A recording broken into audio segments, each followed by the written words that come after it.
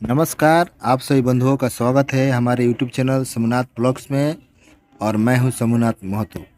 ई शिक्षा कोष पोर्टल से भी आप आकस्मिक अवकाश या जितने भी प्रकार के अवकाश है, आकस्मिक अवकाश हो, विशेषावकाश हो, मातृत्व अवकाश हो, जितने भी प्रकार के आकस्मिक अवकाश है, आप ई शिक्षा कोष पोर्टल पर जा कर के भी आप ले सकते हैं।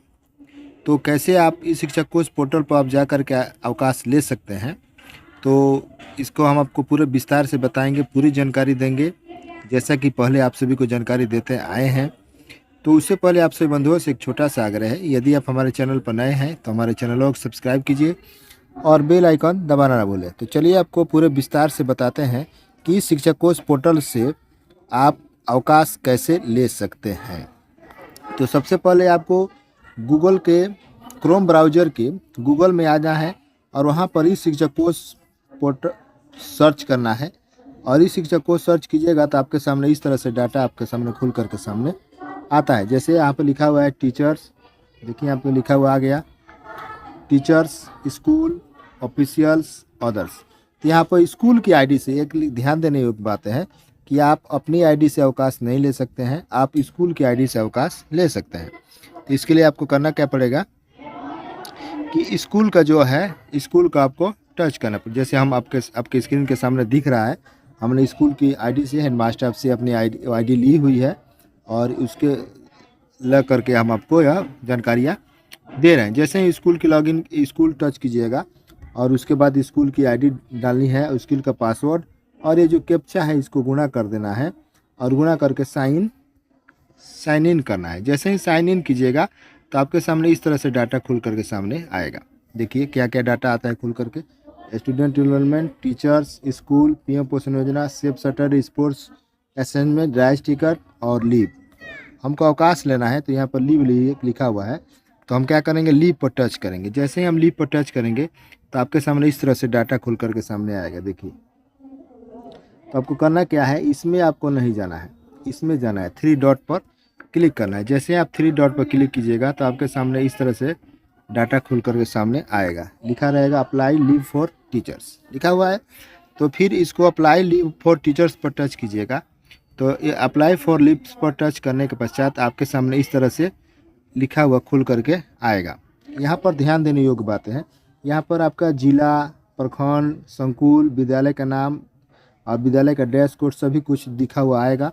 यहाँ पर लिखा हुआ है व्यू लीव अवकाश देखें। आपको इसमें नहीं जाना है, इसमें अवकाश सिर्फ दिखाएगा, आपको अवकाश लेना है। तो अवकाश लेने के लिए लिखा हुआ है अप्लाई लीव। अप्लाई लीव पर टच करेंगे तब जाकर के आप किसी भी शिक्षक के लिए आप अवकाश दे सकते हैं। अगर विद्यालय के प्रभारी हैं तो आप अवकाश दे सकते हैं। तो इसके लिए क्या करना पड़ेगा, और जैसे ही आप उस पर टच कीजिएगा अप्लाई लीव पर, तो आपके सामने इस तरह से डाटा खुल करके सामने आएगा। आप देख सकते हैं, आपको जूम करके दिखाते हैं कैसे। यहाँ पर देखिए, यहाँ पर अवकाश का जिक्र किया हुआ है कि देखिए आपको बताते हैं। यहाँ पर लिखा हुआ है अप्लाई लीव। अब बताएं आपको अप्लाई लीव अवकाश को टच करना है। यहाँ पर लिखा हुआ है नेम ऑफ टीचर, यहाँ पर शिक्षक का नाम। जैसे यहाँ पे ये टच कीजिएगा तो विद्यालय के जितने भी शिक्षक हैं सभी शिक्षकों का नाम आ जाएगा, उनकी स्कूल आईडी के साथ आ जाएगा। उसके बाद यहाँ पर जो लिखा हुआ है लीव टाइप, अवकाश के प्रकार, जैसे ही आप इसको टच कीजिएगा इसको, तो जितने भी प्रकार के अवकाश हैं, आकस्मिक अवकाश हो, मातृत्व अवकाश हो, चिकित्सा अवकाश हो, विशेषावकाश हो, साधारण अवकाश हो, जितने भी प्रकार के अवकाश है सभी प्रकार के अवकाश का जिक्र यहाँ पर आ जाएगा।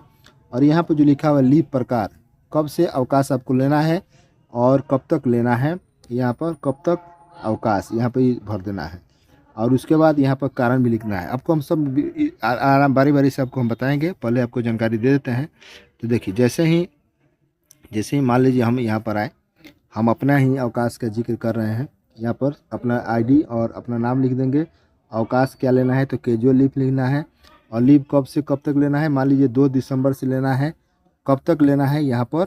और यहाँ पर देखिए जो फुल डे लिखा हुआ है, यह फुल डे, जब आप इसको टच कीजिएगा तो आपके सामने इस तरह से डाटा खुल करके आएगा।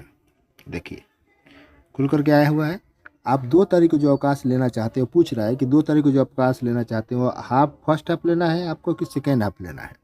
आपसे वो पूछेगा कि आप फर्स्ट हाफ 2 तारीख को जो अवकाश लीजिएगा वो फर्स्ट हाफ में लीजिएगा कि सेकेंड हाफ में लीजिएगा। तो आप अगर फुल डे लेना चाहते हैं तो इसको छेड़छाड़ नहीं करना है।